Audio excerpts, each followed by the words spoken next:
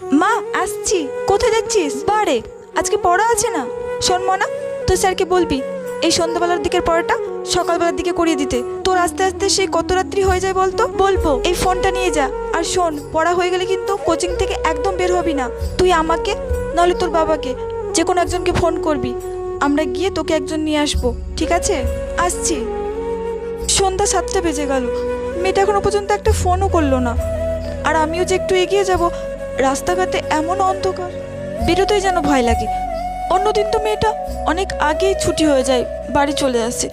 আজকে তো দেরি হচ্ছে কেন? মা মা আমি এসব কি ভাবছি? না না, অন্ধকার হোক আর যাই হোক, আমি এক্ষুনি আমার মেয়ের কাছে যাব।